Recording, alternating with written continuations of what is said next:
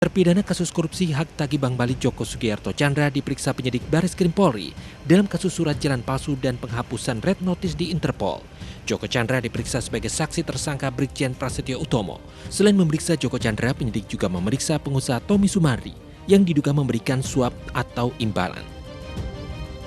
Pemeriksaan ini merupakan pemeriksaan kedua kali terkait surat jalan palsu yang digunakan Joko Sugiarto Tjandra. Terpidana hak tagih Bank Bali sebelumnya diperiksa 19 Agustus lalu. Dalam kasus ini polisi telah menetapkan 4 tersangka. Penetapan tersangka setelah Bareskrim Polri dan Komisi Pemberantasan Korupsi gelar perkara kasus Joko Tjandra. Joko Tjandra dijerat pasal 263 ayat 1 dan ayat 2 tentang penggunaan surat palsu, pasal 426, pasal 221 KUHP dengan ancaman 5 tahun penjara. Dari Jakarta, Tim Liputan iNews melaporkan.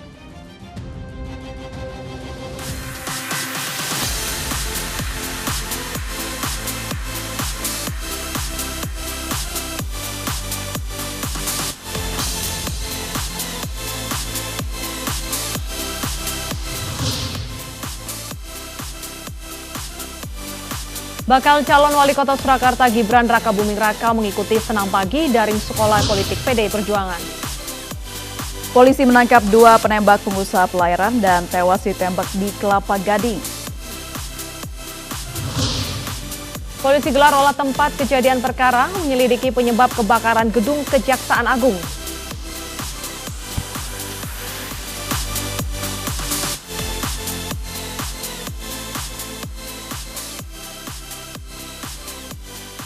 Halo, selamat sore pemirsa, demikian tadi berita pilihan iNews Sore yang akan menemani selama 2 jam ke depan. Bersama saya Aprilia Putri. Dan saya Bernadetta Ginting. Kita awali iNews Sore hari ini dengan informasi dari bakal calon wali kota Surakarta, yaitu Gibran Rakabuming Raka yang mengikuti senam pagi daring dalam rangkaian acara sekolah calon kepala daerah yang digelar PDI Perjuangan.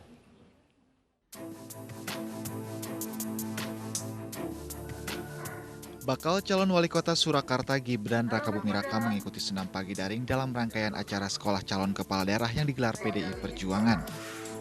Senam pagi yang dimulai pukul 6 ini diawali dengan pemanasan dipimpin oleh Kirana Larasati. Kemudian dilanjutkan oleh instruktur senam Eva Duwiana yang merupakan calon wali kota Bandar Lampung.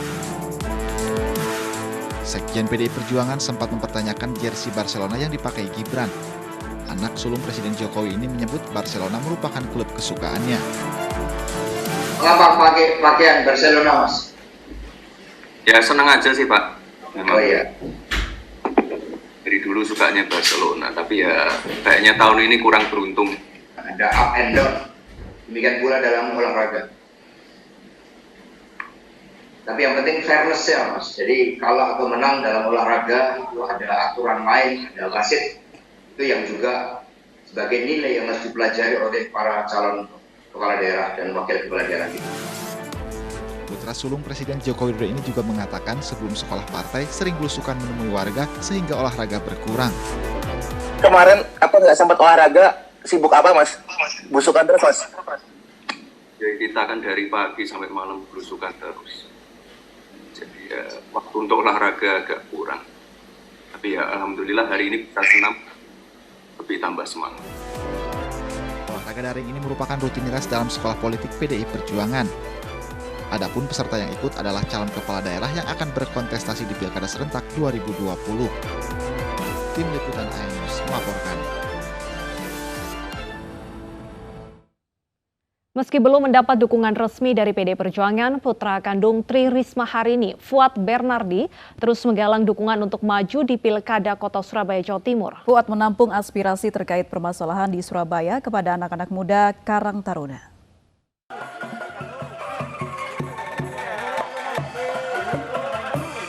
Putra kandung Tri Risma Harini, Fuad Bernardi menghadiri kegiatan Karang Taruna Tambak Segaran di Kecamatan Simokerto, Surabaya, Jawa Timur malam tadi. Fuad menampung aspirasi dari anak-anak muda terkait sejumlah masalah di kota Surabaya. Kesempatan ini juga sebagai ajang menggalang dukungan untuk maju di Pilkada Kota Surabaya 2020. Ya, jadi memang kalau memang ada rekom dari DPP PDI kepada saya untuk menjadi cawawali, itu memang program pemuda menjadi salah satu concern saya di mana Bu Wali Kota ini memang sudah bagus untuk pemuda, teman memang ada tadi ketika kita tadi pada saat berdiskusi memang ada beberapa yang tidak mengetahui dari program-program Pemkot, dan itu menjadi nanti concern saya. Fuad Bernardi yang merupakan kader PDI Perjuangan mengaku menerima apapun keputusan partai terkait sosok yang diusung di Pilkada Kota Surabaya. Sebelumnya, PDIP berencana mengumumkan rekomendasi pasangan calon yang akan maju di Pilkada Surabaya hari ini. Namun, pengumuman ditunda karena PDIP masih harus mematangkan koalisi dengan parpol lain. Dari Surabaya, Jawa Timur, Yuda Prawira, iNews melaporkan. Pemirsa, demo ratusan warga Tanah Surat Ijo di Balai Kota Surabaya diwarnai keributan. Warga emosi karena perwakilan mereka tidak diizinkan masuk menemui Wali Kota Surabaya, Tri Risma hari ini.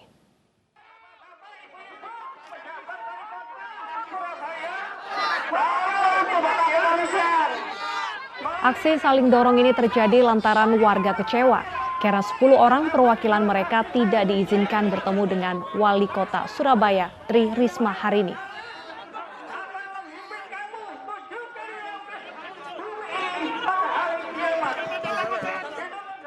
Ya, warga semakin emosi karena 10 orang perwakilan mereka justru hanya ditemui jajaran pemerintah Kota Surabaya di halaman Balai Kota, bukan dalam gedung Balai Kota.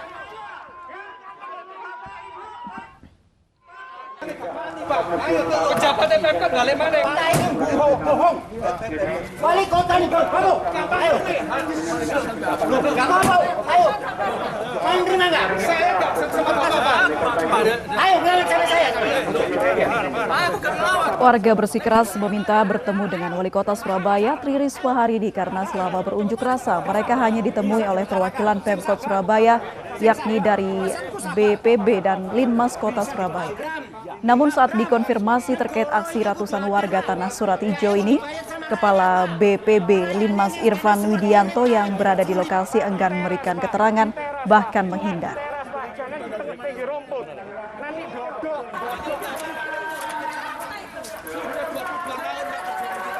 Dalam aksi ini, warga Tanah Surat Ijo dalam aksi membawa 500 berkas surat pernyataan pencabutan hak pengelolaan lahan kepada Pemkot Surabaya.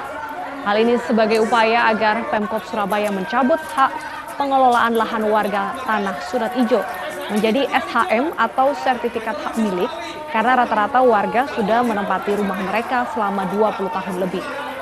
Warga juga meminta Menteri Agraria dan Tata Ruang untuk mengeluarkan keputusan pencabutan status hak pengelolaan lahan tersebut.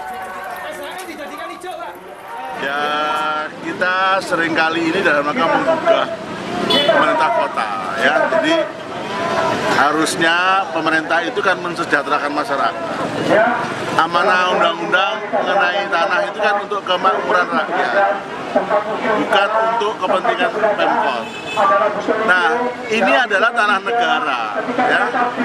Jelas Pemkot itu mengajukan tanah negara menjadi HPL. Nah, HPL itu hanya pelimpahan pengelolaan saja, bukan hak milik. Tapi oleh Pemkot disewakan.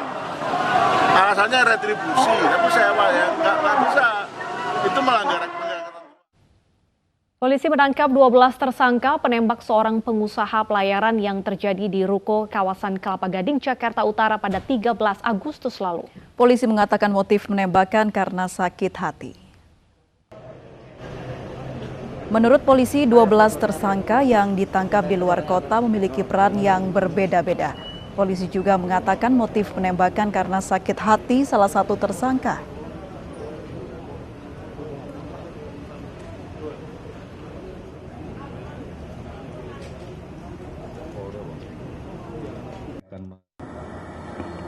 Hasil pengungkapan ini, jadi ada 12 pelaku, ya. Saya ulangi, 12 tersangka ini bisa dikatakan merupakan kelompok atau sindikat pembunuhan, ya tentunya dengan berbagai peran. Sebagai otak pelaku, kemudian yang merencanakan, kemudian ada yang kemudian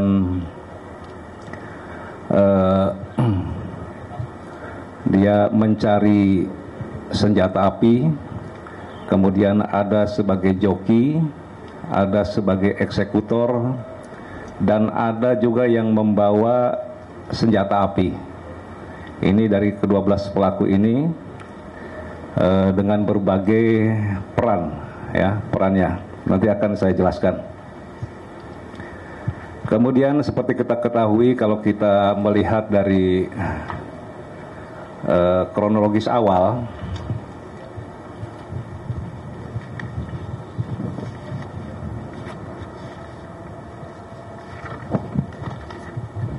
kalau melihat dari kronologis awal, sebagaimana kita ketahui bahwa pada tanggal 13 jadi untuk kronologis kejadian bahwa perlu saya sampaikan bahwa tersangka atas nama NL, ya, NL ini perempuan, ini merupakan karyawan swasta, ya, pada PT Dwi Putra Tirta Jaya. Jadi PT ini adalah milik korban, ya, korban Sugianto sebagai pemilik daripada perusahaan tersebut. Yang bersangkutan ini bekerja sejak tahun 2012. Yang bersangkutan adalah sebagai admin bagian keuangan. Jadi untuk motif tersangka, jadi ada dua motif ini. Yang pertama, tersangka ini sakit hati, ya, sakit hati, dan yang bersangkutan marah, ya.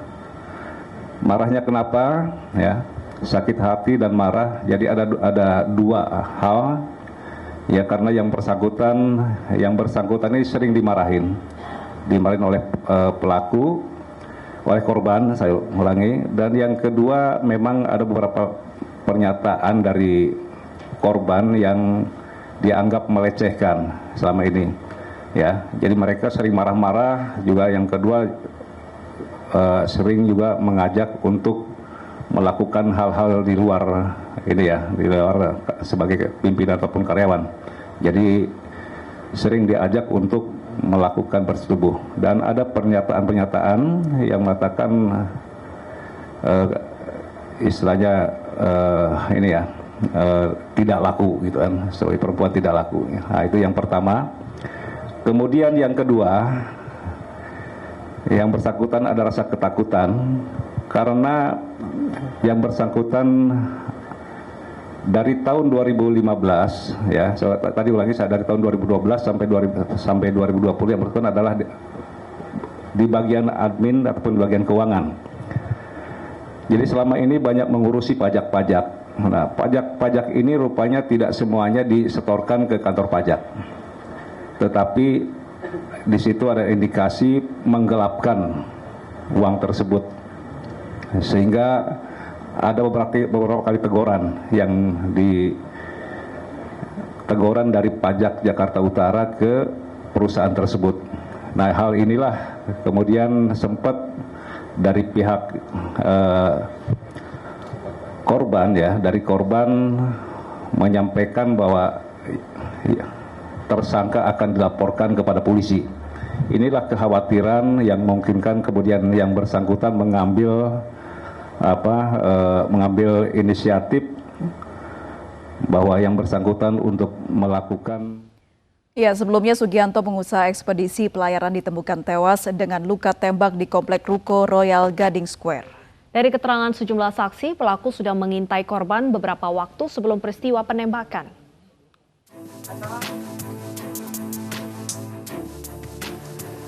Pengusaha ekspedisi pelayaran ditemukan tewas dengan luka tembak di kompleks ruko Royal Gading Square. Korban ditemukan tewas tergeletak dengan luka tembak di punggung serta kepala. Dari olah tempat kejadian perkara diketahui bahwa penembakan atau asal peluru datang dari arah belakang korban. Peristiwa penembakan itu terjadi saat korban ingin pulang ke rumahnya yang tak jauh dari lokasi kejadian untuk makan siang. Karena letak kantor dengan rumah korban tak jauh, korban biasanya berjalan kaki. Saat korban baru berjalan sekitar 50 meter dari kantor, tiba-tiba datang orang tak dikenal dan langsung menembak korban sebanyak 5 kali. Korban tewas di tempat dan pelaku kabur menggunakan sepeda motor bersama rekannya yang sudah menunggu di lokasi kejadian.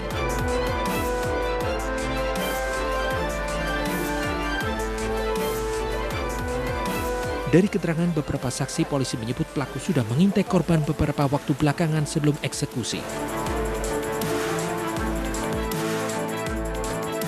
Sugianto cukup dikenal di kalangan usahanya.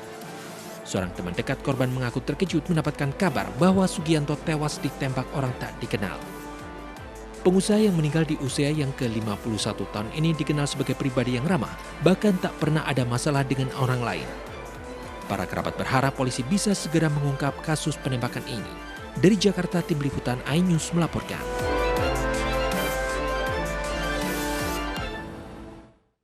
Dan untuk mengetahui informasi selengkapnya terkait pembunuhan pengusaha pelayaran di Kelapa Gading, sudah bergabung bersama iNews Sore Kabid Humas Polda Metro Jaya, Kombes Pol Yusri Yunus. Selamat sore Pak Yusri Yunus.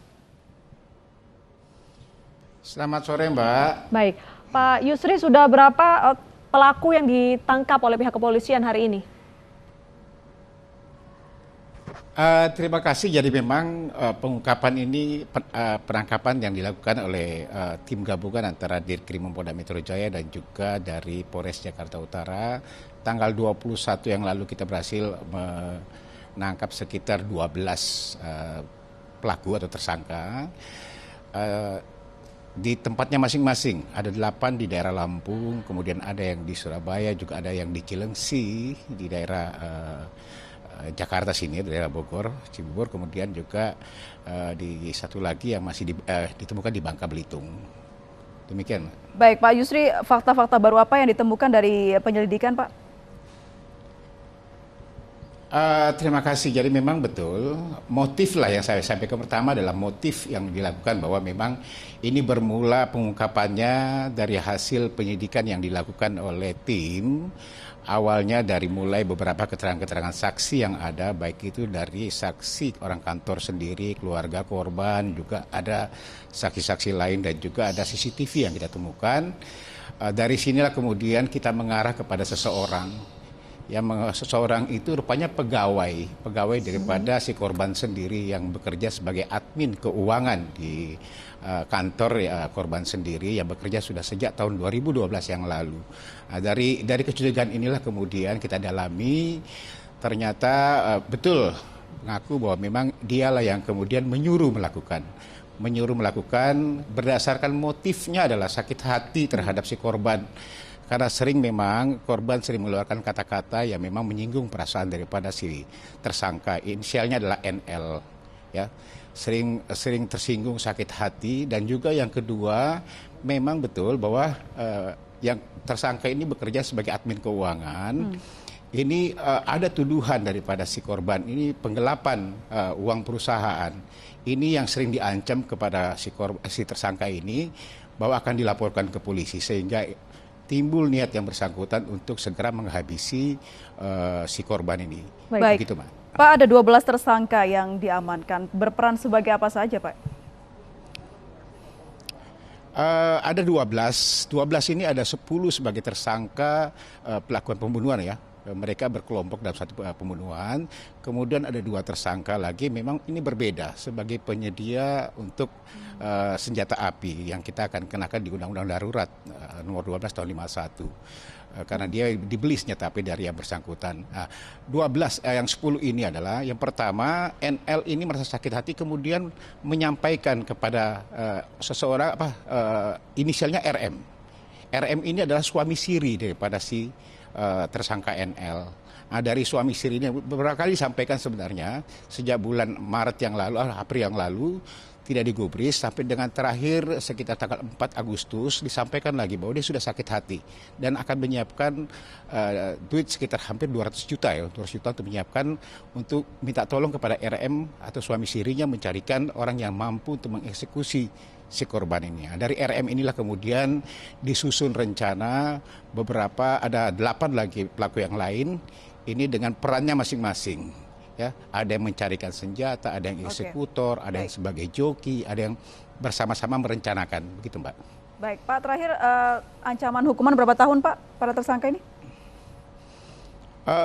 Kita kenakan di pasal 340 ya, yang 10 orang ini subsidiar pasal 338 pembunuhan berencana yang ancamannya adalah seumur hidup juga hukuman mati atau 20 tahun, paling lama 20 tahun penjara.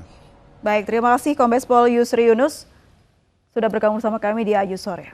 Pemirsa, Hadi Pranoto batal diperiksa sebagai terlapor dalam kasus dugaan penyebaran berita bohong mengenai obat COVID-19 karena Hadi sedang sakit. Polisi akan menjadwalkan ulang pemeriksaan setelah kondisi kesehatan Hadi membaik. Didampingi kuasa hukum, Hadi Pranoto mendatangi gedung Direktorat Kriminal Khusus Polda Metro Jaya pada Senin siang. Hadi Pranoto mengatakan pemeriksaan terkait dugaan penyebaran berita bohong di akun YouTube Anji akan ditunda. Karena dari pemeriksaan kesehatan, dokter kepolisian Polda Metro Jaya, kondisi kesehatan Hadi tidak memungkinkan untuk mengikuti proses penyidikan.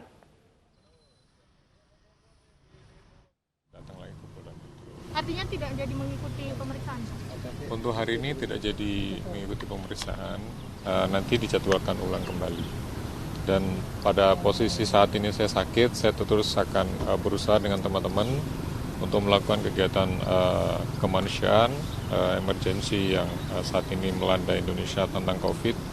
Kita akan terus berjuang dan saya sudah ikrarkan dengan keluarga untuk mewakafkan jiwa dan raga saya untuk kepentingan sosial. Itu aja. Saya rasa itu ya teman-teman ya. Artinya nanti akan ada pengajuan surat lagi? Schedule ulang itu?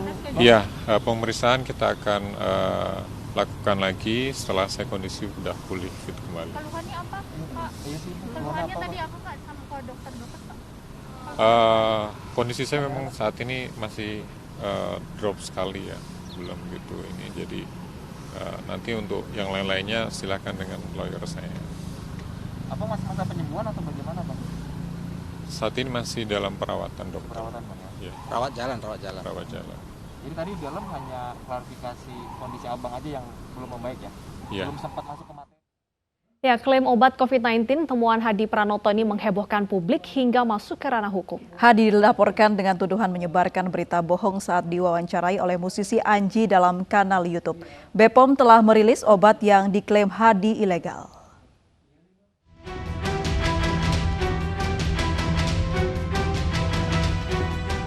Hadi Pranoto berurusan dengan polisi setelah dilaporkan oleh CEO Cyber Indonesia Muanas Alaidit. Senin 4 Agustus lalu, Muanas melaporkan Hadi dengan tuduhan menyebarkan kebohongan terkait klaim penemuan obat herbal COVID-19. Hadi Pranoto begitu yakin ramuan herbalnya bisa menyembuhkan pasien COVID-19 hanya dalam tempo 3 hari. Kita melakukan penelitian ini sebenarnya sudah lama sekali, dari mulai tahun 2000. Kebetulan kita ada komunitas kecil, kelompok kecil yang melakukan kegiatan penelitian di luar kebiasaan pekerjaan kita. Kemudian kita lakukan penyamaan genetik COVID di waktu meledak di Wuhan. Ternyata herbal yang kita punya ini bisa membunuh dan menetralisir COVID-19. Ramuan herbal Hadi menjadi viral setelah ia diwawancarai musisi terkenal Anji di media sosial. Berawal dari sinilah kasus Hadi Pranoto masuk ke ranah hukum. Cyber Indonesia menilai konten ini berisi informasi bohong dan dapat menimbulkan kegaduhan di masyarakat di tengah pandemi COVID-19. Melengkapi pemeriksaan. Nah, kebetulan kita sudah bawa saksi, kemarin kita sudah diperiksa sebetulnya tapi agak kurang. Nah, termaksud ada minta waktu kita untuk mengajukan beberapa bukti tambahan yang tadi kita sampaikan. Gitu loh, diantaranya ada tadi penjualan dengan nilai 275.000 itu di Tokopedia. Kita dicek juga apakah betul itu atas nama Hadi Pranoto. Gitu, karena kalau kemudian itu benar, ya berarti jelas bahwa modusnya konten itu dibuat hanya sebagai penjualan produk gitu loh sebetulnya. Menawarkan produk dengan modus penemuan gitu kan, obat. Nah, indikasinya banyak, saya kira termasuk ya tadi itu. Ada upaya memasukkan identitas dengan menyebut istilah profesor, padahal dia tidak punya latar belakang dan rekam jejak apapun dalam akademiknya itu. Muanas Alaidit telah diperiksa penyidik Polda Metro Jaya sebagai pelapor musisi Anji dan Hadi Pranoto. Muanas membawa sejumlah perkembangan dan bukti baru berupa artikel berita dan produk obat Hadi Pranoto yang dijual di salah satu tempat penjualan online. Namun melalui kuasa hukumnya, Hadi Pranoto datang ke Polda Metro Jaya melaporkan CEO Cyber Indonesia Muanas Alaidit yang dianggap mencemarkan nama baik. Tim kuasa hukum Hadi Pranoto hadir membawa bukti pelaporan berupa pernyataan Muanas yang dianggap menyinggung Hadi Pranoto. Sementara itu, Badan Pengawas Obat dan Makanan BPOM membantah obat Hadi ampuh menyembuhkan COVID-19. Malahan BPOM menyatakan obat herbal Hadi Pranoto ilegal. Kalau dengan izin edar yang disebutkan dan sudah ditelusuri oleh Badan POM dan dengan nama Yonuswa berarti ya, itu adalah sebetulnya pada saat dulu didaftarkan di Badan POM dulu, artinya sekarang sebetulnya sebelum ini mencuat melalui viral pun produk tersebut sebenarnya izin edarnya itu sudah ditarik, jadi sudah tidak, izin edarnya sudah tidak berlaku lagi. Hingga saat ini dunia belum juga memiliki obat ampuh COVID-19, termasuk Indonesia. Uji klinis vaksin sedang dikejut.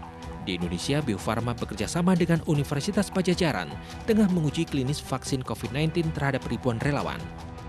Pengembangan obat kombinasi untuk penyembuhan COVID-19 juga tengah diteliti Universitas Erlangga, TNI Angkatan Darat, dan Badan Intelijen Negara. Obat telah diberikan kepada 1.308 pasien COVID-19 di secapa Angkatan Darat dan 85% diantaranya dinyatakan sembuh. Tim Liputan iNews melaporkan. Polisi gelar olah tempat kejadian perkara untuk menemukan penyebab kebakaran gedung Kejaksaan Agung. Informasi selengkapnya hadir usai jeda, tetaplah bersama kami.